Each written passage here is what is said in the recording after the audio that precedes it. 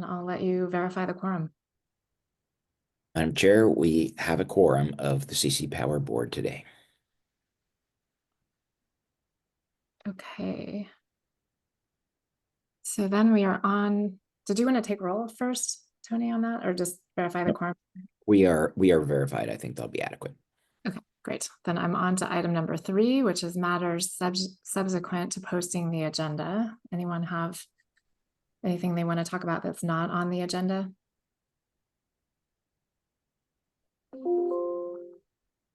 Not hearing any, and I'll go to public comment.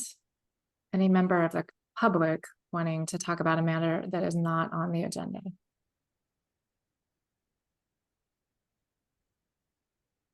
Not seeing any there. So we will go to the consent agenda. Any questions on item A, which are the minutes, or the financials, item B on the consent agenda? Or motions? Move approval. Sonoma can second. Great. Roll call vote. Ava Community Energy. Aye. Central Coast. Yes. Clean Power SF. I saw Barbara on there. We'll come back to Barbara. I think no. Barbara, you're still on mute.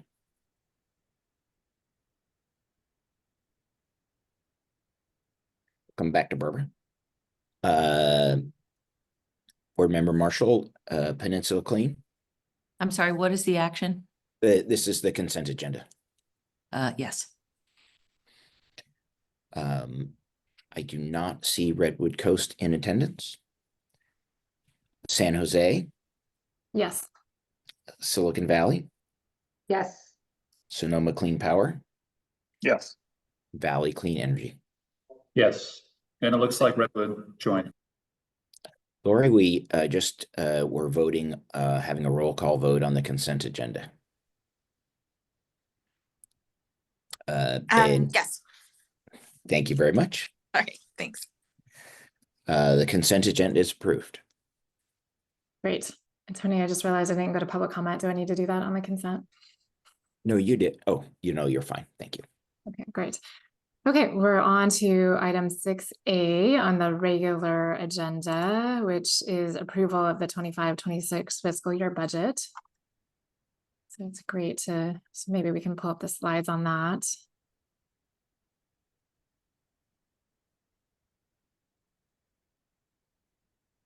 Okay, Alex, did you want to say a few words before I go into it? No, thank you though, Chair Mitchell. I'll stand by and I'm happy to answer any questions. Okay, great.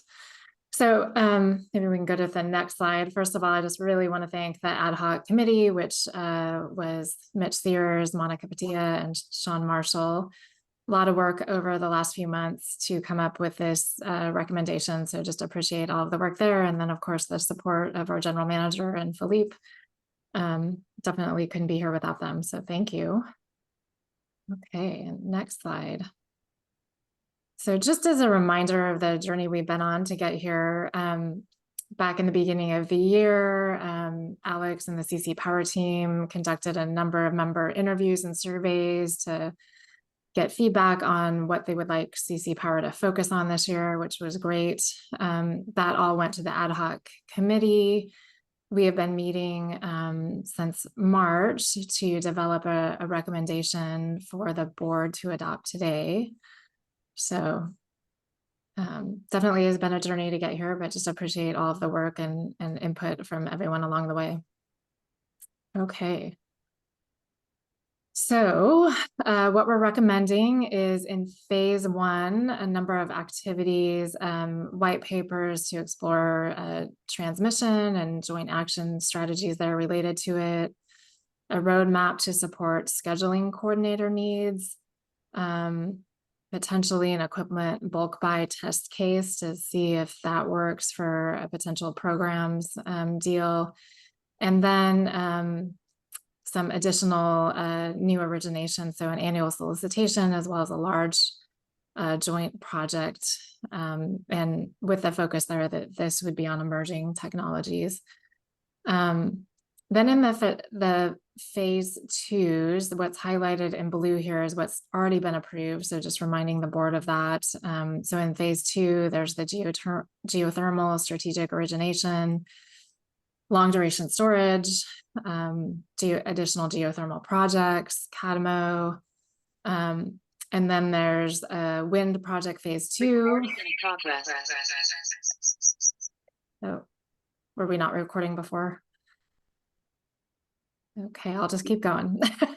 Maybe some technical difficulties. So, and then there was pumped hydro storage and an RA optimization tool that we're adding to that in this year's budget. And then in phase three, of course, we have the 4 projects that are previously approved. And then we're adding to that just consideration of a prepay for those projects. And then just the reoccurring project execution for some of the information services and computer-based training. Okay, so I'll go to the next slide. I think Barbara, did you have a question there? No, sorry, apology. Oh, it's okay, no problem.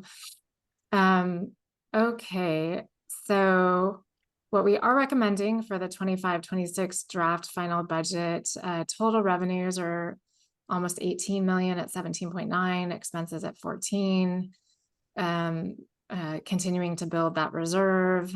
Again, the scope, as I detailed on this slide before, you know, increased work in phase 1 and phase 2, a little bit of growth, and then you know, really trying to rely on a mix of contractors and FTEs. So CC Power would be 5.75 total with some contractors.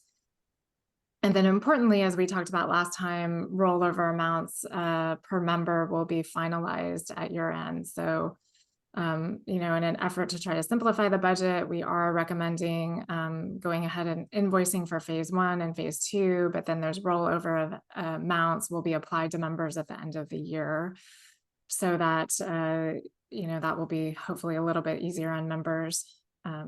Okay, so next slide, which is I think what we'll spend most of the time on. So, yeah, before we get to what everybody's costs are, just wanted to note a couple of items for future work. So the first one, we had some good discussion at the last board meeting and really thank all of the members for their input here. But we had talked about for phase 1, doing some of that work on a cost allocation and splitting up those costs instead of, you know, equally doing it by load share. And after further consideration, we think we should have more discussion at the board and develop a policy before we do this. So we're not recommending that today. Those phase 1 costs will just be equally split among the members. So we would potentially might get an ad hoc committee formed to talk about that, or just agendize it for a future board meeting.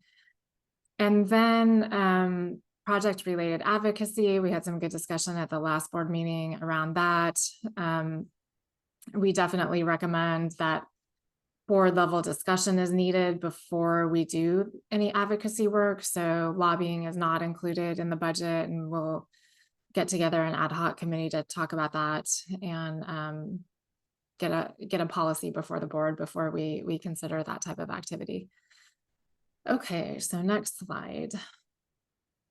All right, so this is what everybody is probably most interested in. So this is what this means per member for phase 1, 2, and 3, and the total amount. So what we are asking for approval today is these amounts. Of course, approval is contingent on getting your members' governing body approval. And then I would say, you know, the totals here are based on, you know, CC Power's best estimate of your interest in phase 1, 2, and 3. If that changes, you know, costs could go up or down. So just good to note that. Hopefully everybody has a good understanding of that. I know Alex has been working hard with each individual member and the staff to make sure you're informed there. And then of course, as you go get your governing body approval, you know, if you think you might want to participate in more, you might want to, you know, have some extra funding available there. So with that, I think I'm going to open it up to questions while we're on this slide. Any questions? Comments? Yep, there's Alex, Jeff. I'm just curious. So I think there was an effort to sort of customize among the members how rollovers and invoicing for past approved amounts works this year. So I'd like that to be clarified if that's correct.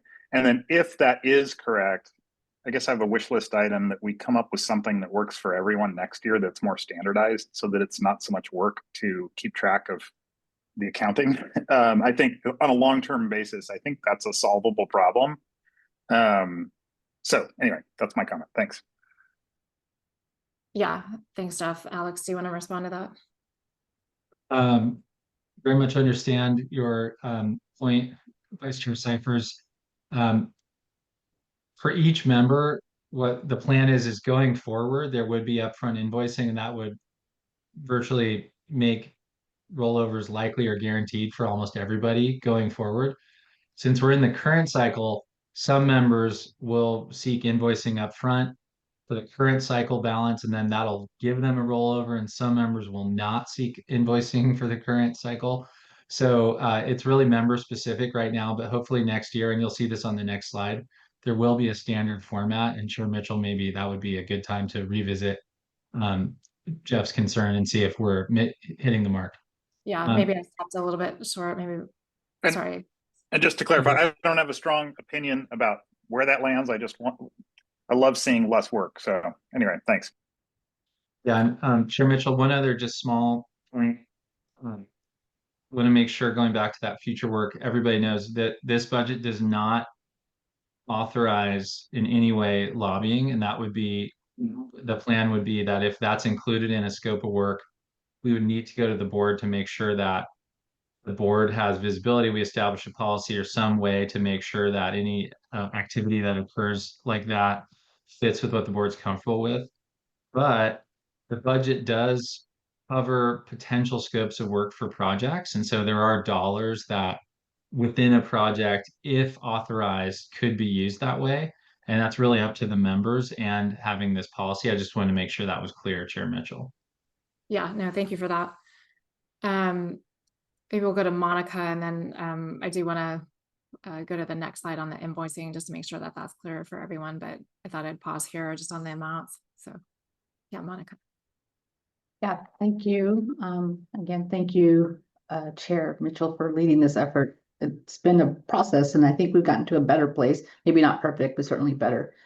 My staff had raised a question because we're in the process of seeking our board authority for this budget. And they had raised a question about what's included in the phase 3 costs. And I know, we sent an email to GM Morris on this, but just to clarify, the phase 3 costs that are shown, for example, for SBCE of $37,000 does not include the overhead or admin costs, CC Powers costs associated with phase 3 projects. Is that correct? And if so, just giving you all a heads up to make sure that you include that when you seek authority from your respective boards. Chair Yeah, Mitchell. Yeah, go would you for like me to respond? yeah, that would be great. Monica, thank you. I really appreciate your diligence looking at that. So what's included in that phase 3 line is a small number of information type projects that we expect members to participate in. Now those projects do have a little bit of overhead attached to them. But if I understand correctly, what Director Padilla is mentioning is that for the not represented already approved phase 3 projects like Tumbleweed or a full power plant project, we are not showing those overhead costs here. And I can provide those to you, but that would be additional dollars that we're expecting would be recoverable pursuant to the cost share agreements that we have. But for your budgeting purposes, as Director Padilla points out, it would really help to know those numbers. And so I can close the loop with anyone to share what those overhead amounts are that are going to be layered onto the power projects that are not represented here. One additional thing is that within the overall number that Chair Mitchell shared, that 17.9 number, that does include all of the costs. So that 17.9 number really shows the whole picture, but these are really just the specific incremental amounts. And for Director Padilla and maybe others, we can also clarify what the already approved incremental or already approved phase 3 overhead would be. So hopefully that's clear and sorry to if I bungled it. Yeah, thank you. Okay, Howard. Thanks. Two clarifying questions. The first is I'm sort of comparing this to what's slide 14 in the packet, which actually has that sort of table breakdown of the overall revenue and expenses. And wondering if you can just clarify, this total amount is a little shy of $4 million. And then but when you look at 25-26 column in that other table, it has, G&A contributions of about $1.6 million, and then member contributions of 10.2. So obviously that adds up to a much bigger number here. So just wondering if you can clarify, what the alignment is from my understanding. And then separate question is just, I'm curious, out of this $4 million, how much GM Morris, maybe you can comment on sort of how much of this is we are moving forward and how much of this is sort of is contingent upon further discussion approval by the board. Maybe just a rough split for awareness sake. Yeah, great questions. Alex, do you want to take a shot at that? I can Sure. help. Yeah, so the work plan would be, and I think the right helpful way to think of it is all those phase 2 and phase 3 costs are for opt-in work, Director Chang. And so that would be areas where you're budgeting for it, but then we present you with the scope of work, and only if you're interested would you opt into it and expect to sort of not have that money anymore. So that's really, and I'd say that's, probably roughly half of the $4 million sort of shown here. To your other point, the table you looked at, which is called Table 1 in the packet, is more the accountant's version of the $17.9 million budget. So it takes all of the revenue and spending and it puts it into the more traditional accounting categories so that you can see what personnel costs are, et cetera. That includes all of the already authorized work, Howard. So that really would include a lot of, say, PPA payments or market revenue on a power project. So that, that's shows different dollars. What this shows here is really just the incremental projects that people have not committed to and yet might want to budget for and anticipate. So that's what we're trying to show with this table. And I understand it's confusing, so I'm happy to answer any questions. Okay, one just quick follow-up clarifying question. Totally appreciate that the project market and project revenues is totally different. There's the two line items, G&A contributions and member contributions. So then I take what you say to mean anything above the $4 million basically was authorized in prior fiscal years, some of which may be invoiced already, some of which may not be, but is already authorized. Exactly, well said. Got it. Okay, thank you. Yeah, no, and thanks, Howard. This is something that the ad hoc committee spent a lot of time on is to really focus on what was incremental and not what was previously approved, in prior budgets, just because we felt that was the most relevant, but also wanted to include that full information in the memo. So, okay, any other questions on this slide before we get to the invoicing? Okay, one more slide. And hopefully, Jeff, this answers some of your questions, but this is something that the ad hoc committee spent a good amount of time on, and I think probably still needs a little bit of work, but we're moving in the right direction. So G&A, the plan is to invoice for that full amount after budget approval. So that's an annual, and in the future, definitely need a future ad hoc committee to develop what that carryover and reserve policy is. So hopefully that's an annual thing, but definitely needs a little bit of work. And then phase 1, so that will also be invoiced. Our recommendation is to invoice that following budget approval and execution of the phase 1 agreement. That's also annual, and again, we'll develop that policy for budget carryover and reserves next year. Phase 2, this is where it's a little bit different, is also recommending that we go ahead and invoice that full amount following approval of that and a phase 2 agreement.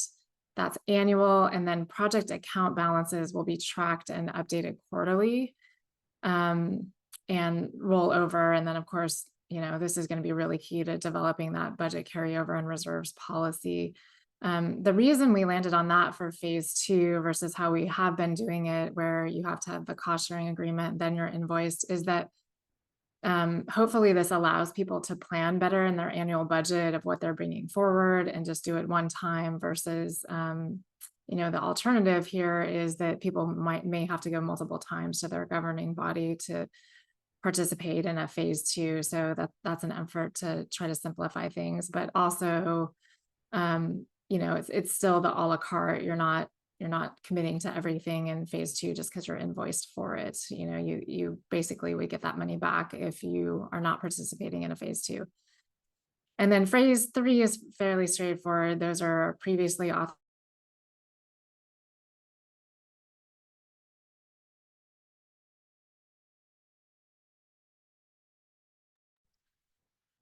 I've lost the chair. Anyone else? Yes. Yeah, I'm seeing Myself as well. other We'll faces give- except We'll give her for- some time to come back.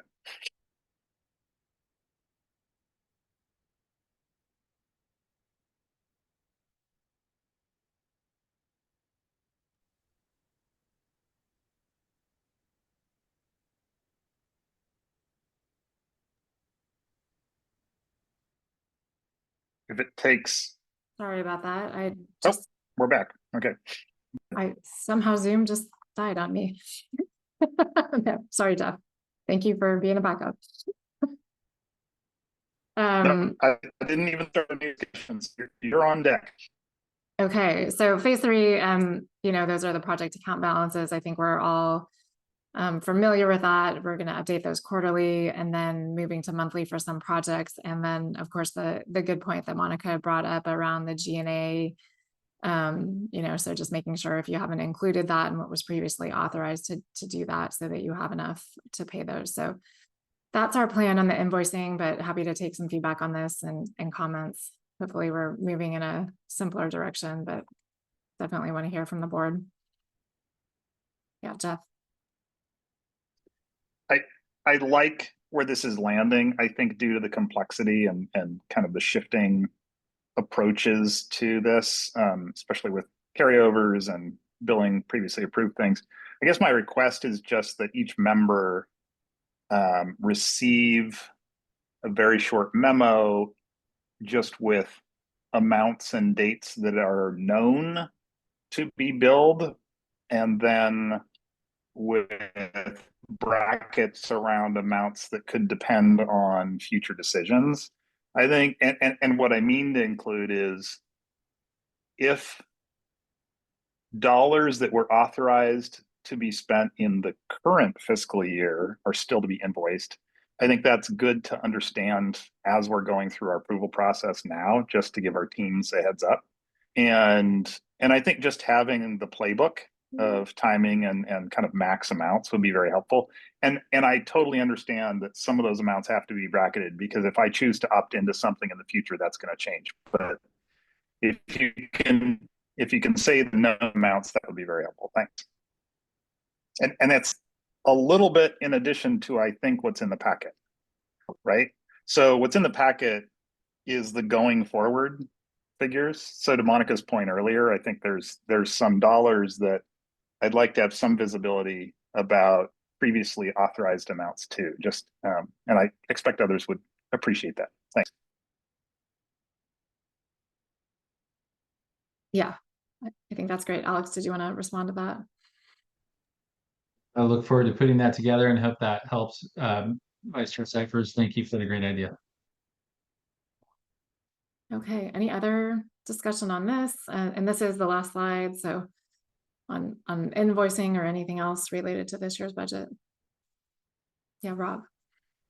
Thank you, Chair Mitchell, and just appreciation to Alex and to the committee that have worked through a lot of this. And I can see some of the feedback and questions that were raised at the last meeting got incorporated here and flushed out. So I appreciate also the effort to go and refine some unknown quantities around sort of some phase 2 projects that were proposed previously. I want to clarify as part of the phase 1 invoicing that these are dollars that we're committing to now as part of approving the budget, even though the contract will come later. Because it seems, have we identified sort of the prioritization of those phase 1 efforts that are identified here? And whether the board all fully agrees that those are, the priority. I'm not sure what the plan of attack for some of those phase 1. I can look at the dollar numbers and get a sense of priority, but whether or not that's a correct assumption, I guess, is my question.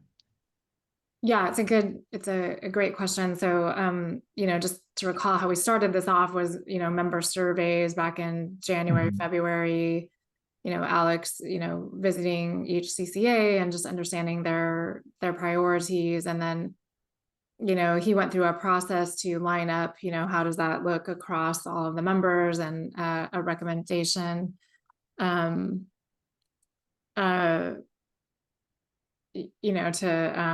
Sorry, my Zoom needed me to click a button, so I'm just trying to make sure I don't get kicked off again. So, that informed what was in phase 1.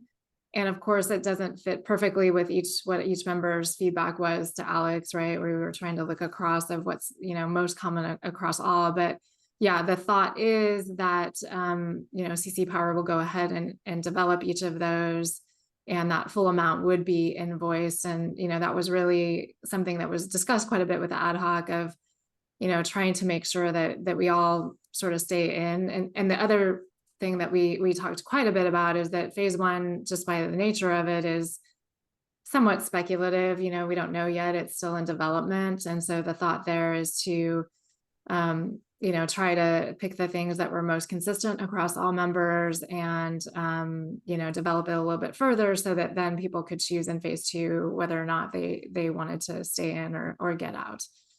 Does that answer your question?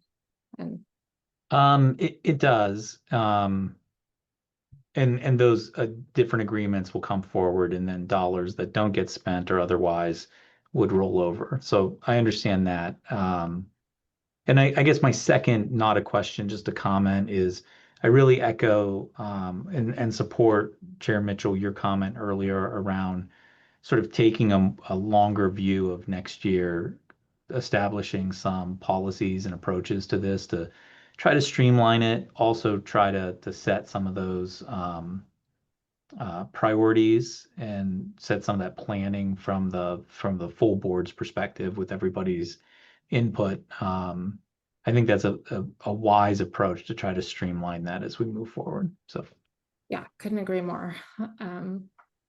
Yeah, I don't know, Alex, if you wanted to say anything else on that topic of phase 1. I do think you've reflected how the ad hoc built a shared understanding of what should go in phase 1, where there's so much uncertainty and what belongs in that. And so based on the feedback from the surveys, we did land with a bunch of kind of assessment of ideas, but then also some potential joint action areas. And I know it's a little confusing, but I think this makes a lot of sense. And a good way to think about it is to go back to that table that says phase 1, phase 2, phase 3. And it really shows kind of what the work scope will be. And we know that from member survey responses, we're hitting areas that members have expressed interest in phase 1. So as we look at it, we can reasonably expect the members will be curious to ride along and see if there's a joint action opportunity there. I think if I may, Chair Mitchell, Director Shaw highlighted I think this question about invoicing versus the execution of a phase 1 agreement. Rob, and so yeah, we have not established the execution. We have not established a phase 1 cost share agreement yet. The plan would be to execute some sort of agreement. We would be invoicing pursuant to that, and then probably, if I can guess, Director Sears, as our treasurer, would be in a good position to help shepherd some of what the reserves policies should be. For instance, a question I have about the phase 1 dollars would be, Do we track this at the member level? What expectations should we set for members and carryover?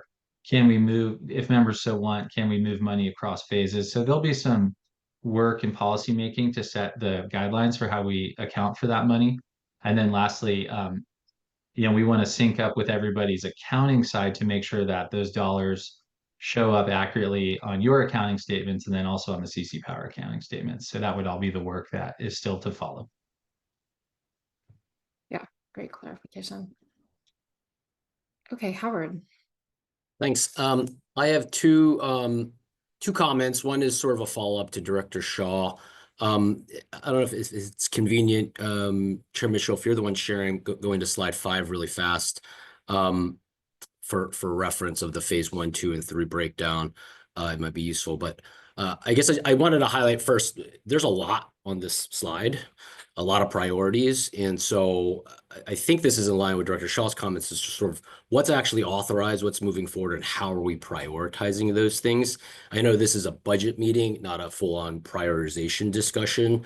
Some of that may happen in the fall offsite, and some of that, GM Morris, you may have a very good sense of how you're prioritizing. To the extent you do, I would probably benefit and see some value in sharing some of your thoughts on prioritization.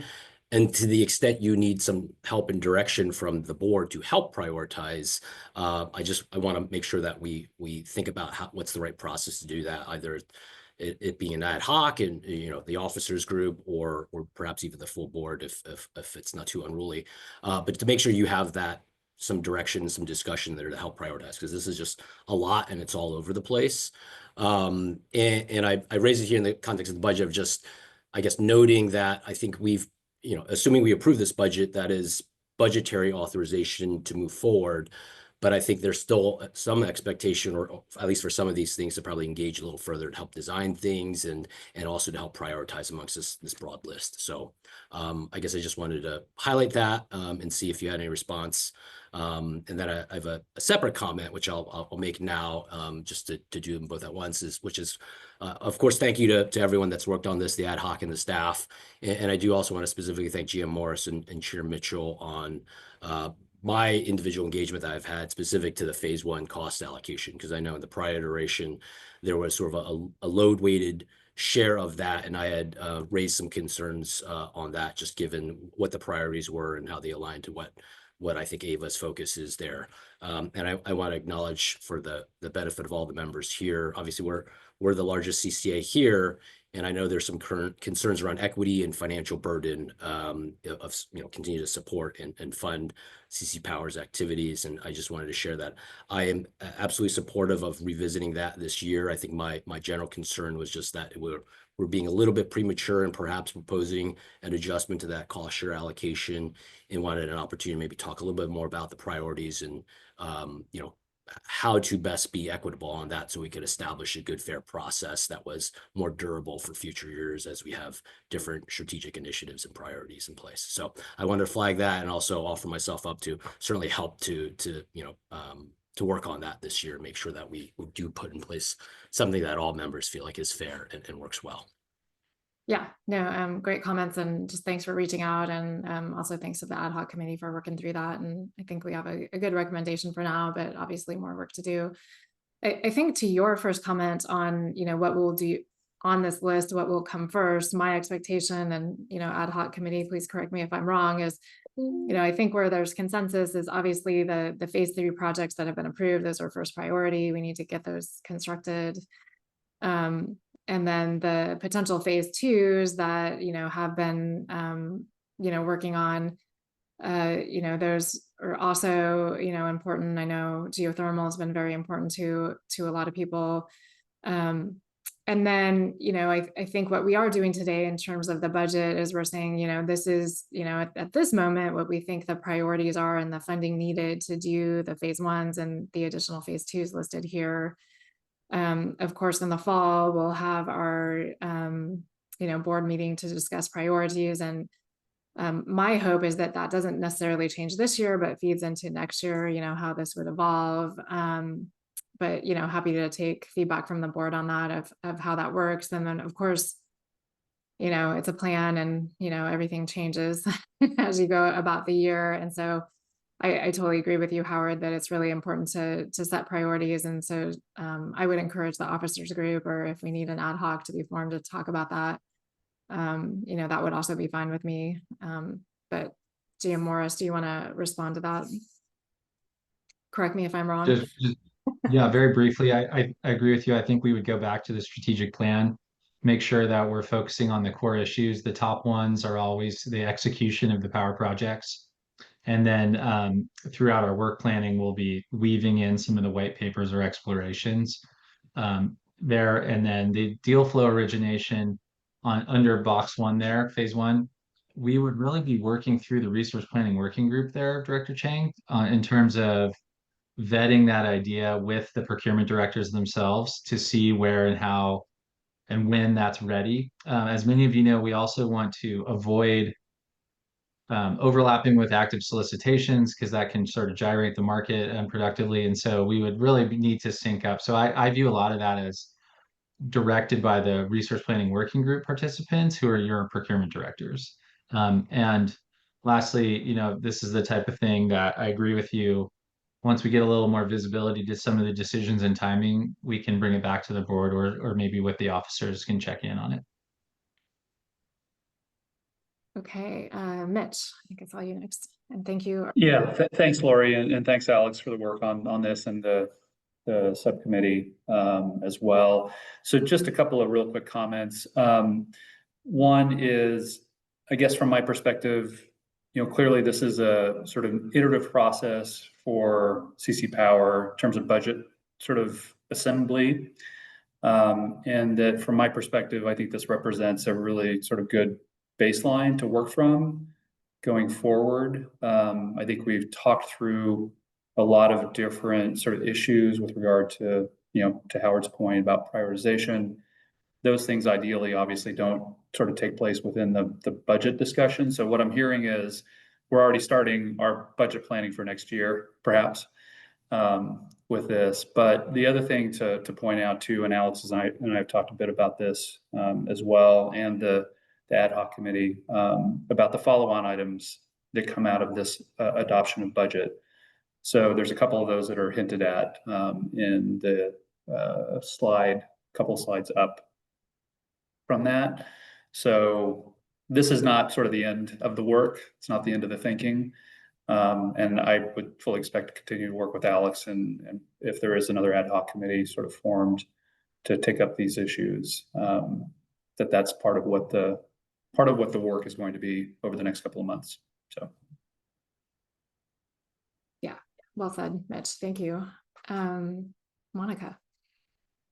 Okay, so I was just going to add that I certainly support a better prioritization process of those projects that haven't been started, I guess, the ones that weren't in the blue box.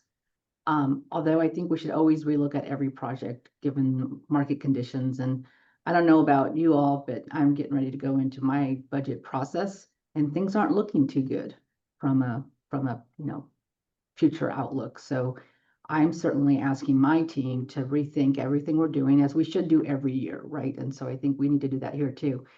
And then I think at the last board meeting, we talked about revisiting the strategic plan. And so I don't know if we have an ad hoc committee for that, but certainly willing to make a motion to do that if that's how we do it. But aside from that, can I make a motion to approve the budget? Are we at that stage yet, Chair Mitchell? Sure, happy to hear that. And yeah, if you would like to make a motion on an ad hoc, that's great too. Okay, I move that we approve the budget as proposed by the ad hoc committee, and that we form a new ad hoc committee to look at the strategic plan and long-term financial stability for CC Power. Sorry. That's good. Okay, Rob.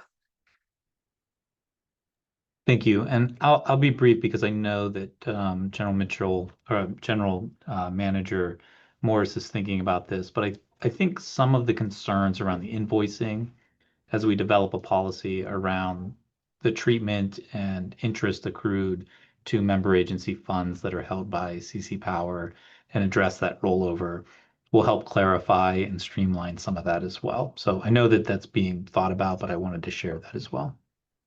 Yeah, Very good point. Okay, Jeff.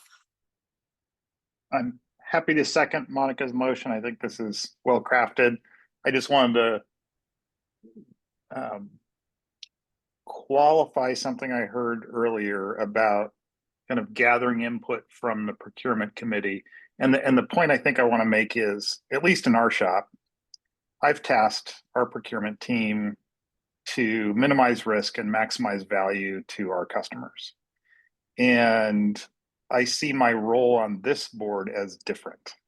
I see it as selectively taking very strategic long-range risks and aiding the industry as well. And so as you get really important feedback from the procurement committee, I'd encourage you to take that not as direction, but as really valuable input. And just remember to come back to the board and say what they said. And I know that's not this item, but since I heard it about the procurement decisions about phase 2 and 3, I just wanted to make that remark. Thanks. That's it. Yeah, thanks so much. Okay, Monica, I see your hand up. Do you want another comment? No. Okay. Any other comments on the budget? Alex, you want to say? Just wanted to recognize though the ad hoc committee and having seen firsthand how 4 board members took time for many meetings and rolled up their sleeves and got into the guts of this and really gave good faith effort to help think through this organization and how it can be valuable and what the right budget structure is. I think it really made a difference and advanced CC Power, so I'm very thankful. And lastly, I also wanted to just credit and thank Philippe Gerritsen, who was kind of the hidden workhorse here, building and evolving a budget spreadsheet that we did not have before that really helped us get the right level of visibility and control to help address a lot of questions and improve how we frame this. So it was a team effort, and I'm very thankful for everybody's contributions. Yeah, thanks so much, Alex. And thank you, Philippe. Tony. May I make a procedural suggestion? And present this to the board and also to Director Padilla. I think it seems like the board is fully on board with putting an ad hoc prioritization effort together of the board. May I make a suggestion to maybe keep it out of the budget resolution? We have a budget resolution, it's in our packet. I'd like to consider a little bit more carefully with Alex how we put that together and the procedure that we use for it. So I may be overly formalistic, but I would recommend to the board that maybe we keep our budget resolution clean. I guess, can I accept an amendment from General Counsel? You can remove Okay, your motion. I restate my motion to approve the proposed budget as stated in the resolution. Okay, great. Second. Great. Okay. Any other comments on this before I go to public comment? Okay. So any member of the public wanting to comment on this year's proposed budget? If you are, please just raise your hand. We can promote you. Not seeing any there, so I think we can vote. Roll call vote to approve the next fiscal year budget. Ava Community Energy. Yes. 3CE. Yes. Clean Power SF. Yes. Peninsula Clean Energy. Yes. Redwood Coast Energy Authority. Yes. San Jose. Yes. Silicon Valley Clean Energy. Yes. Sonoma Clean Power Authority. Yes. Valley Clean Energy. Yes. The budget resolution is adopted. Congratulations. All right. Great work, everyone. Okay, so now I'm going to pass it over to Alex for item 6B, approval of agreement for our general counsel services. Thank you, Chair Mitchell. And I'll speak very briefly and then hand it over to Tony Braun, our current general counsel. So as CC Power has grown, Tony will share how our needs have grown as well from a legal standpoint. And that's led us into this consideration of diversifying our council and adding a new general counsel, and that also then positions Tony and his team to work more on the energy issues. And so with that, I'm going to support this from my staff standpoint. So Tony, please take it away and share whatever we can share. Yes. So just to build a little bit upon what Alex mentioned there, I think several months ago, through conversations with Alex, but also conversations that we had with the officers, I always harken back to when Garish brought us on board originally.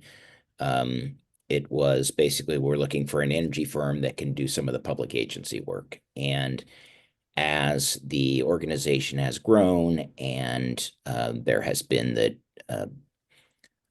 increased staffing and the cadence of a lot of the contracting work has increased, vendor contracts and other contracts associated with the day-to-day maintenance of the organization. I think it became really clear to myself and to others that we needed to figure out a transition because, the organization needs a team that is really focused on the ins and out of public agency law. And I especially think to some of the employment issues that, almost inevitably arise as staff grows, the ever-changing labor requirements under California law that change, it seems like, every year. While there are benefits advisors and HR advisors and things like that, I think at the end of the day, there needs to be a GC that can be really proficient in those issues. And so I worked with Alex and with the officers to put a roster of potential firms together. We reached out informally, but also with requests for written materials. We got 4 responses. Alex and I interviewed 3 firms.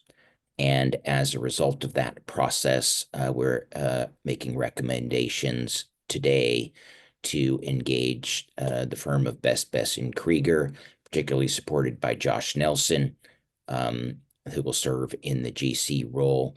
We thought they had the breadth of experience that will be able to respond to a lot of the issues that I think we can foresee will arise, and really be in a position to well support CC Power and the board as we continue on some of these ambitious activities. So I think, frankly, there were a lot of good choices. We were impressed by the firms that interviewed. At the end of the day, it was a consensus position between myself and Alex that BBK and Josh Nelson would be well suited for the task. So that is sort of the shorthand that was in the memo, as well as reflected in our recommendations on the resolution today. Hey, Jeff. I want to thank you for going through the process to make this recommendation. I think this is really going to be quite valuable for us in streamlining our process and having a deep bench to kind of support this kind of activity. And I support the recommendation. I wanted to disclose we also use BBK, and Josh is one of the members of our team. I had a conversation with him about the risk of conflicts. We both believe the odds of that are quite low, given the nature of this work. But we've also had a preliminary conversation that should any perception of that arise, they've got a couple hundred attorneys, I think, and they've got a number that specialize in this. And Josh would step out of that role if any sort of perception of conflict arose. So I just wanted to share that in the interest of no surprises, we do work with Josh on some matters. Thanks. And just for the board's fullness of transparency, I've already commenced that conversation with Josh, and we intend to memorialize approach to address anything that might arise.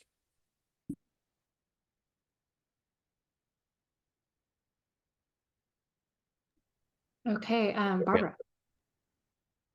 Thank you. My questions are on that topic of conflict. I appreciate, Jeff, your, Director Sears, your, disclosure.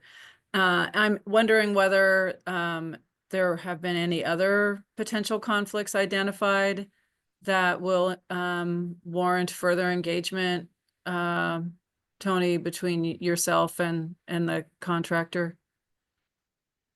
These are the only potential conflicts that we've identified, but the approach that we'll take will address other conflicts that might arise as well. And so far, nothing else has been disclosed. Correct. Thank you. But I will say, in fairness, we haven't, walked through and done a full analysis. Okay. But you still recommend Yeah, I adoption of the authority to execute a contract? yes, and I think we've done more than adequate analysis to date. And I can't speak for Josh, but these are the only things that we've identified. Okay, thank you. I certainly respect the need for the additional expertise and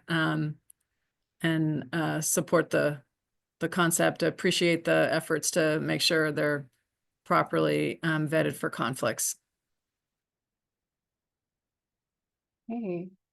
Any other comments, questions on this item? I guess with that, I move for adoption of the resolution as proposed. Great. Is there a second? I'll second. I'd be happy to second. Oh, I think Howard. Okay. All right, I will go to public comment if there's no other questions on this item. So any member of the public wanting to comment on this item?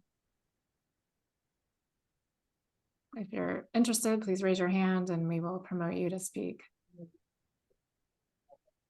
Okay, I'm not seeing any public comment, so I think we're ready to vote. Oh, Mitch. Yeah, actually, Lori, just on that last point, sorry, I know we're a little bit out of order here, but Tony, can you talk a little bit about sort of if in the remote possibility that there are conflicts that are identified, how would that come back to the board at this point? And does it make more sense to take a pause on this action and delay it until next month? I'm not saying that we necessarily need to do that, but it just seems like to have a little bit cleaner transition here. I wouldn't recommend that, and for the following reasons. The conflicts analysis is always going to be live, right? So as the representation of BBK of a whole suite of their clients, and certainly we don't have complete visibility into their entirety of their client roster, but they're a large firm. They're always going to be looking on the lookout. That's their ethical obligation for Right. potential and actual conflicts. So no matter what we put in place, we just have to have the procedures looking forward to address them, and whether it ends up on a case-by-case issue being recusal or changing counsel or firewalls or whatever, or waivers, whatever the options end up being that the client chooses. This is just something that we have to address one way or the other. We just happen to know here that obviously they do similar general counsel work. The other reason I'm not overly concerned, is that in the nature of the GC work, I just don't see that, it's not like we're on the opposite sides of a table on a commercial agreement. Yeah, for those reasons, I'm comfortable too. I just wanted to ask the question. Thank you. Okay, thanks so much for that. Any additional questions, comments on this item? Okay, I think we're ready to vote. Approval of agreement for general counsel services with Best and Creaver, Ava Community Energy, Yes. 3CE, Yes. Clean Power SF, Yes. Peninsula Clean Energy, Yes. Redwood Coast Energy Authority, Yes. San Jose, Yes. Silicon Valley Clean Energy, Yes. Sonoma Clean Power Authority, Yes. Valley Clean Energy. Yes. The resolution carries, and we will follow up and keep the board informed on the developments in that regard, as well as timing, transition, and other matters. Great. Okay, we're on to item 6C, which is the general manager report. Thank you, Chair Mitchell. Welcome, board. Thanks for your time today. Just want to pause and thank Ron Blazing and Win team. Tony, since I've started 2.5 years ago, you guys have been with us every step of the way. It's been a source of comfort and a lot of collaboration, and I'm really thankful for all of the contributions of you and your team. And I'm sure we'll still work together. And I know this is just a change in sort of status and roles, but I wanted to acknowledge how much you've contributed. So thank you. With that, let me jump into some fun updates for the board. And then I wanted to spend a little time on reporting out on the GM activity. So we're down to the final 2 months of our fiscal year. We're launching several phase twos, and you guys all know that phase twos are where we actively are looking for, soliciting, or negotiating project opportunities. The newest, we've been working to tune the process of how we launch these so that it's easy for members. And so once we're confident we have a scope of work for what will be involved in budget estimates, et cetera, we then issue a project opportunity notice. And that's really the formal moment where members would opt in by replying into that. And then depending on if the budget for such an activity was approved already, there would need to be budget authorization of some form or not. What you'll see is that we have 2 project opportunity notices or PONs already issued. And then one of those includes the geothermal RFI.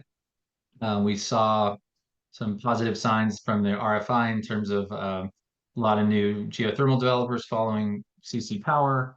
We're getting some action. We were posted in the Trade Network publication for geothermal, which is Geothermal Rising.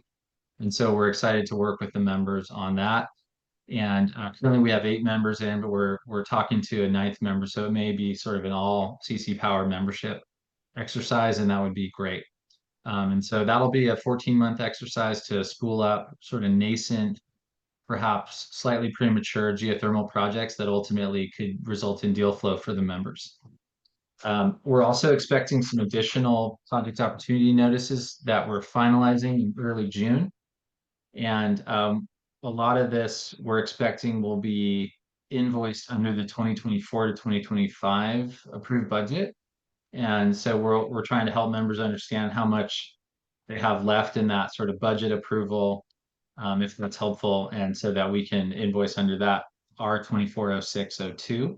And that, of course, would still require the members to opt in. And then lastly, trying to make things easy. There's a fair amount of work that goes into making sure we have a robust cost share agreement amongst members for any of these phase 2 or ultimately phase 3 projects. And we've been through enough of them now that with Philippe's help and Ron Blazing and Win's help, we've started to realize that a standard form is probably the way to go. And so we're socializing a standard form cost share agreement, and that will be another small but helpful step to maybe more easily have members opt in, reduce attorney review time, because we're really using a mostly standard form. So happy to talk more about that, but I see all these as activating and moving things forward a little bit. Any questions on that or any comments? Okay, so then let me just share, the GM is authorized to take certain actions. Go ahead. Sorry, Director Padilla. Welcome your question now. Certainly. What is the second RFI underway? You say 2 underway, but you only list 1. Yeah, the other one is additional long duration storage Oh, okay. capacity negotiations. Sorry, I just focused on the geothermal because there's a big story to tell there. But yeah, the other one is the we're actively negotiating additional long duration storage now for members who are interested. Okay, good question. And then under the GM activity, there's usually not too much going on here, and so I wanted to just share what the executed agreements are. So we have a contract for computer-based trainings with NACE And we are pretty close now to rolling out the 101 and 201 computer-based trainings. We think those will be helpful for new staff or board members, and members can use those with their code whenever they're interested in, but we'll send you a more official notice once those are fully ready to be launched. We originally were looking at more trainings, but we decided the right length for trainings was to have only 2 trainings, so we had a revised task order. We've also been doing a bunch of information gathering lately on a project in particular, and we're trying to get this information to help members think about, should we include it in the budget? At what point would members feel comfortable? What sort of roles would they want to play with the project? And so several of these all fit under that information gathering effort. That was PFM Advisors, the Sacramento Advocates contract, and RMS Energy. And on the topic of Sacramento Advocates, what that scope of work there is, I know that firm, Sacramento Advocates, does do lobbying. I just want to clarify that it was very explicit they would not be doing lobbying here. They were just helping us gather information on what would be going into the California budget with respect to demonstration project funding opportunities. And as you guys know, typically a lot of funding monies, when authorized, can flow to the California Energy Commission. So that's where we've been trying to gather information on that. And then lastly, sort of exciting news, we have a new employment agreement with Scott Carroll, who'll be joining CC Power as our new analyst. And he'll be someone that your teams get to know. He'll be helping as a valuation analyst, so that as we look at project opportunities, we're nimble and capable to help all members understand what the valuation opportunity would be. And it also helps us in negotiation processes where we can look at sort of trade-offs more effectively. So those are some of the activities and the GM signatures I've used this past month.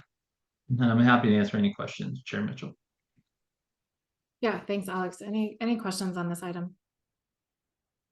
Barbara. Thank you. Are the 3 sort of information gathering contracts you've signed, you spoke of the activity using the past tense.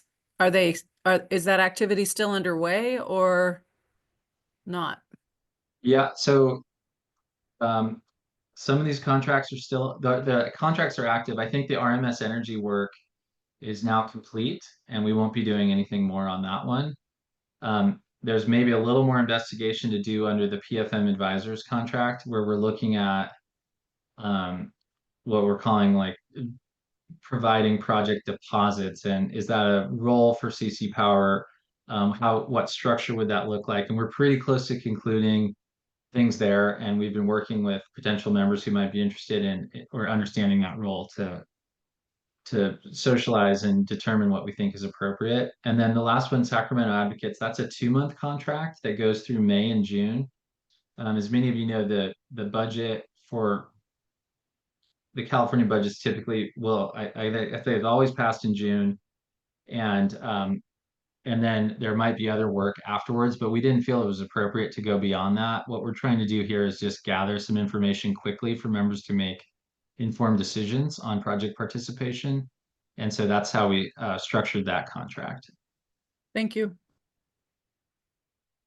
One last thing on that, Director Hale, was these were all under the phase 1 budget authorization from last year. So if you go all the way back to the consent agenda, we had the financials.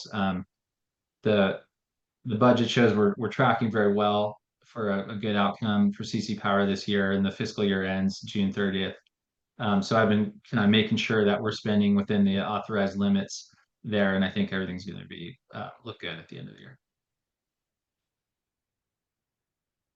Okay, any other questions on the general manager report? Okay, I'll go to public comment. Any member of the public wanting to comment on the GM report? If you're interested, just raise your hand.